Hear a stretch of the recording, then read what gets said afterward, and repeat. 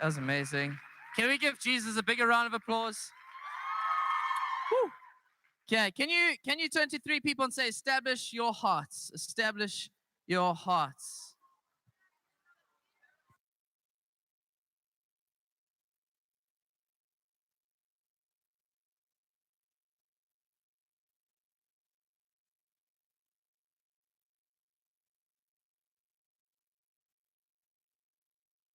5 people and say, establish your hearts. Can you put those books outside?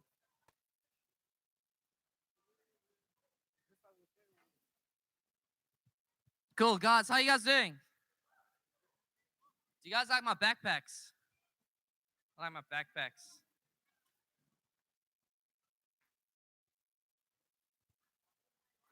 So, my question tonight, well, firstly, the title for my sermon tonight is Backpacks and Burdens. Backpacks and Burdens. I needed 2 pulpits. Thank you. Got 2 of them. That's what's happening now. And backpacks and burdens. So, here's the thing is, the one thing I did really enjoy having at school was a backpack. Like, it's the one thing I did enjoy about school. I'm sorry if you're still at school. Holidays are short. They're going to be over soon. But, sorry, you guys got really bleak at that. I'm really sorry. Sheesh. Heard everyone just getting depressed. Anyway, so I really like backpacks. Like, I keep everything in my backpack, like my literal entire life. And I love this particular backpack. I've been through about 5 or 6. And this one's pretty cool. It's got like these really cool like big straps that don't come loose or whatever. And you can put a lot of stuff in here. But how many of you guys know if you're going on like a massive hike, you're not going to take this backpack, right? If you're going to Man Up, how many of you guys are going to Man Up here? Just wave a shot. Just wave a shot. I'm also going to, but I wouldn't take this backpack. That's what I'm not going to take, right? So here's the thing is that this backpack's got limits, right? There's only so much it can carry, right? So I'm going to ask Noah. Where's Noah? Noah, can you come up here for a second? Can we give him a round of applause as he comes up?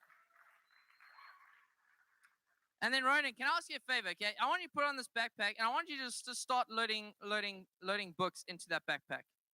Yeah. Start going. Okay, put it on. Okay.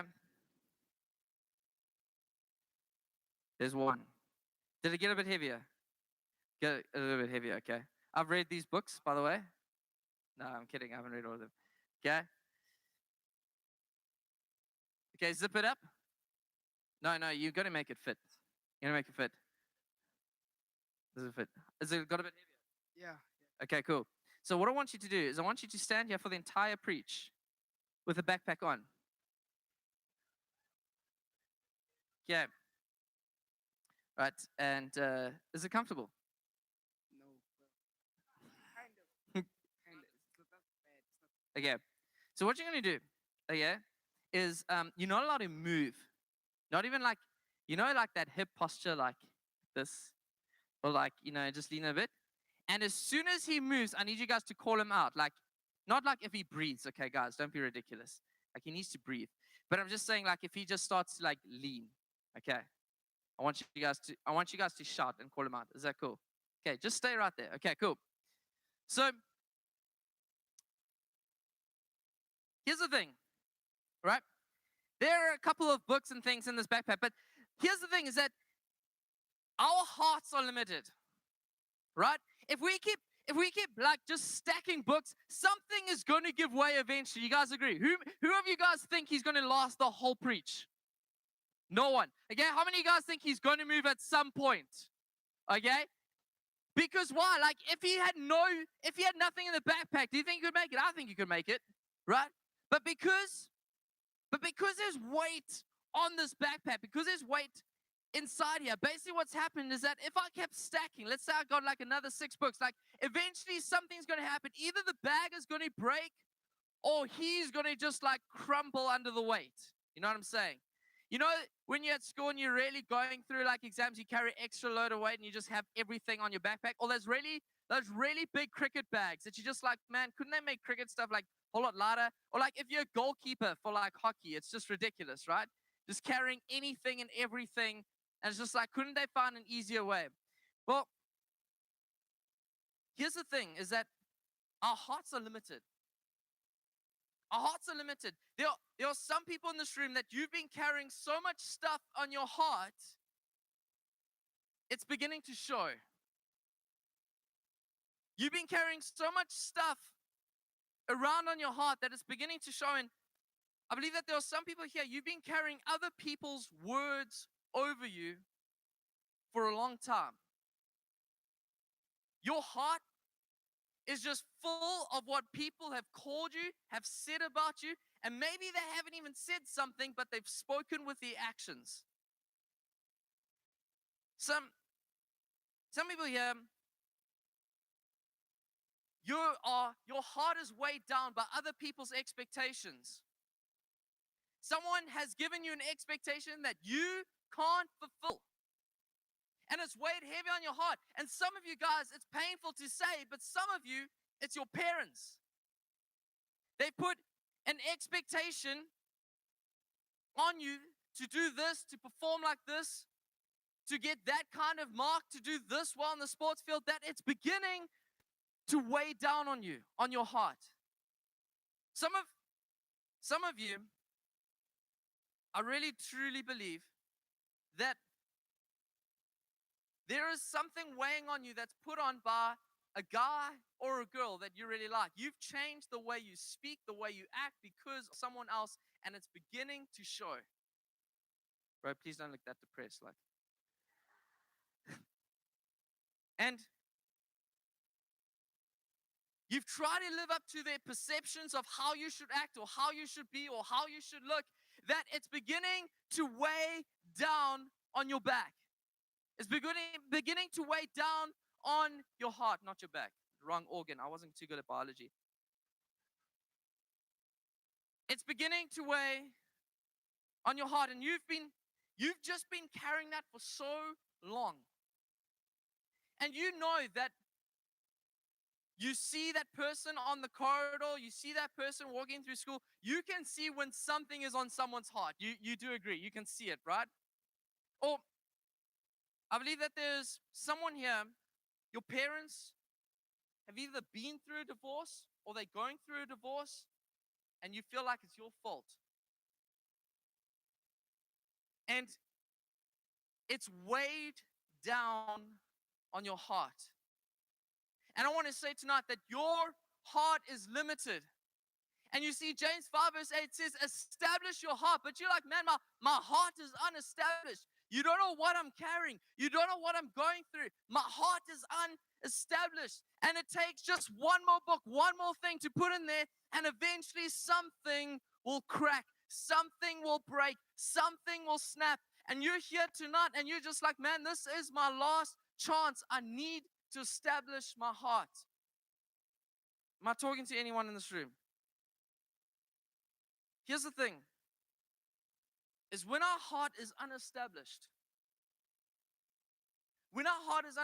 and we're carrying things, we go into 3 stages, right? Fight, fright, or flight, right? Some of you guys are all 3. You're like, I'm all 3 of those, man. That's what's happening. I'm all 3 of these. Some of you guys go into fight mode, right? How many of you guys are like on the sports field, something happens and you just snap. You just see red. Anyone like, just be honest. Anyways, there we go. We got some honest youth leaders here as well. Okay, that's great. Here's the thing. And it's like, it may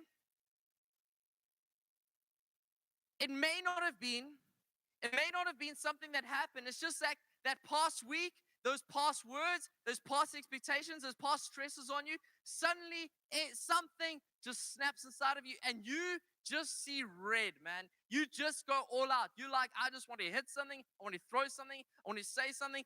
I'm that guy, right? When I get under stress mode and my things are happening in my heart where it's unestablished, all of a sudden I go into full fight mode. I'm just being vulnerable with you guys, confess each other's sins. You know what I'm saying? Like, I go into full fight mode because you're like, if I fight this, it will fix it. If I fight this, it will make it right. And many people said, you have an anger problem. You don't have an anger problem. You have a heart problem. You have a heart problem. Here's the thing. Some of you guys go through fright, right?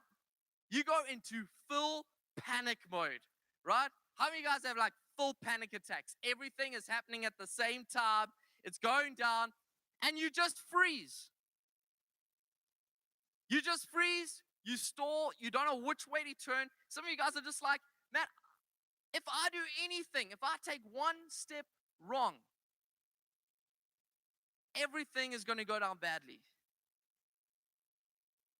Some of you guys have just been having full-on panic attacks over and over and over and over again.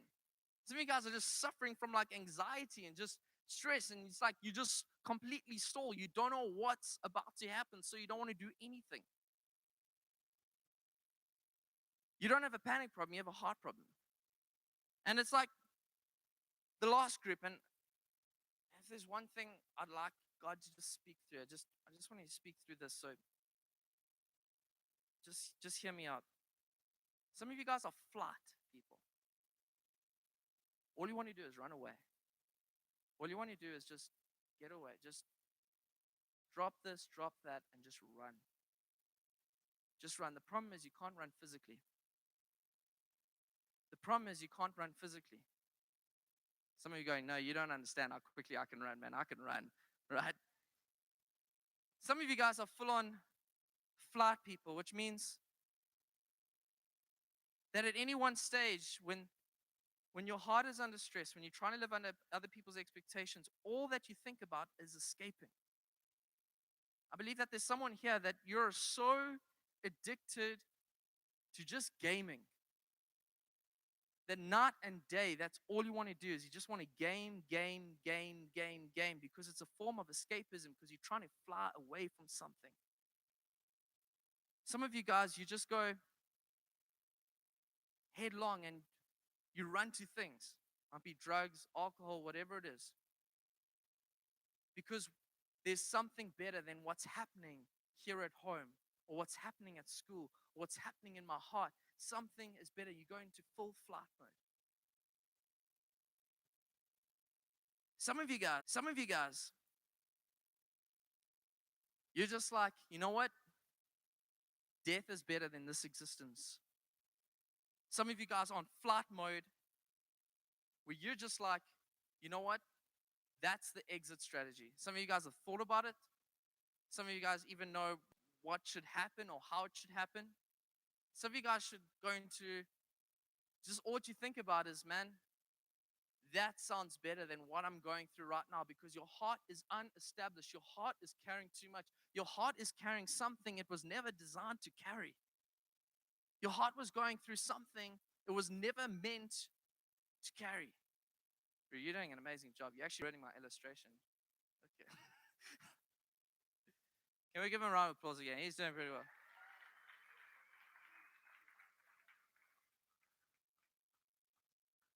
See? So it's like, okay, cool. So fight, flight, or fright. Like, okay, James, like I'm reading your word. What do I need to do? Like, what do I need to say? Or what do I need to do to get my heart right? What do I need to do to like get some of those like books out of my bag? What do I need to do to get some of the things in my heart just like straight off? Actually, 2 pulpits are pretty helpful, so thank you. What do I need to do? And can we put that verse up again? This is what James 5 verse 8 says. You also be patient. Establish your hearts, for the coming of the Lord is at hand. Can I tell you something that sucks? James 5 verse 8 says the key to establishing your heart is to be patient. Patience. Guys, some of you guys get upset when McDonald's takes 2 minutes to make you a full meal. Patience, like literally, some of you guys, you just hate anything that takes longer than a minute. If the message didn't get through, how many of you guys hate it when someone doesn't reply to you in 2 seconds? Right?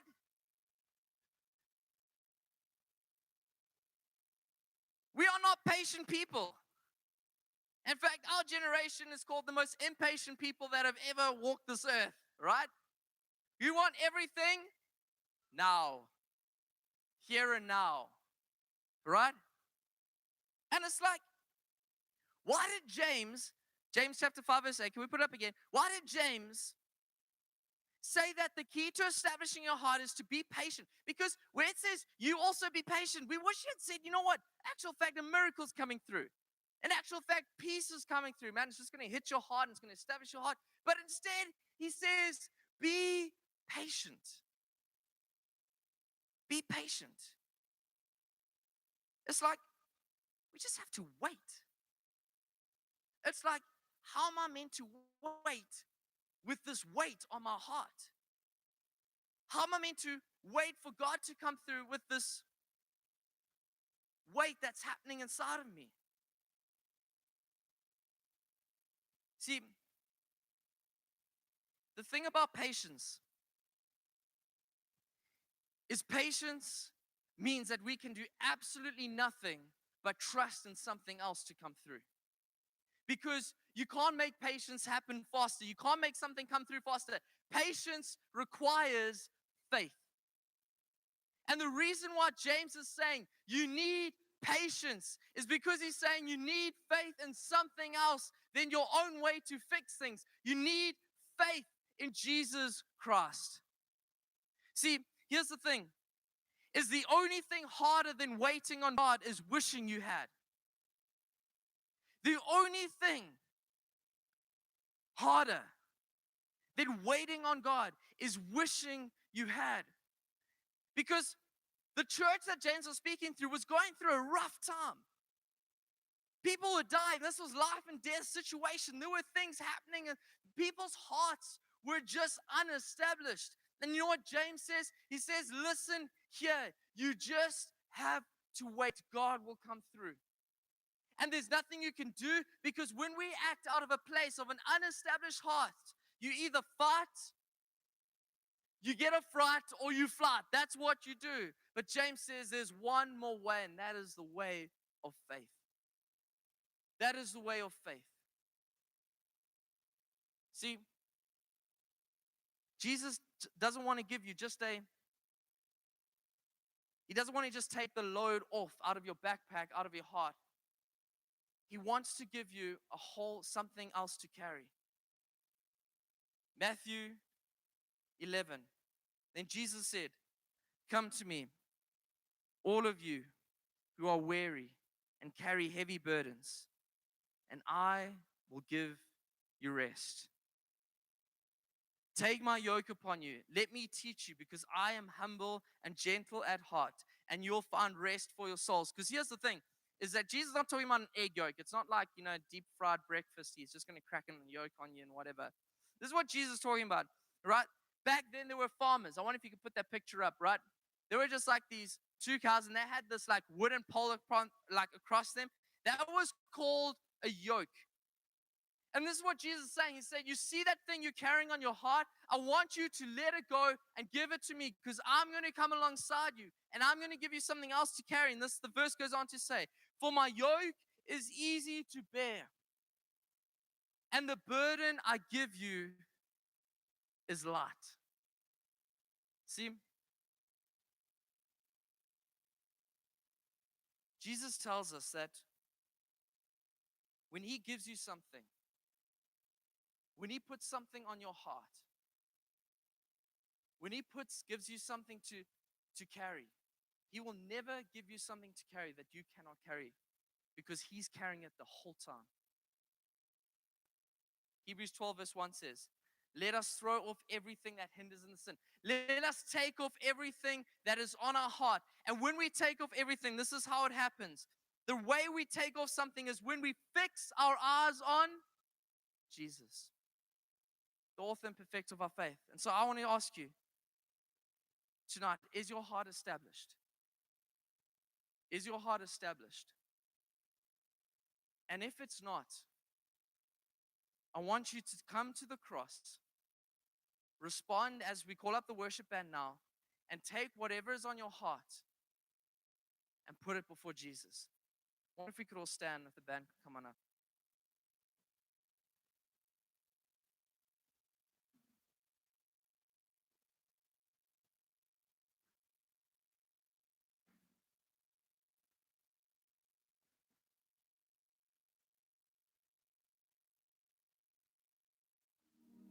wonder if we could just close our eyes for a minute, because I believe that there are people here with unestablished hearts.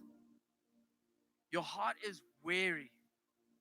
It's holding you down. It's like it's on you,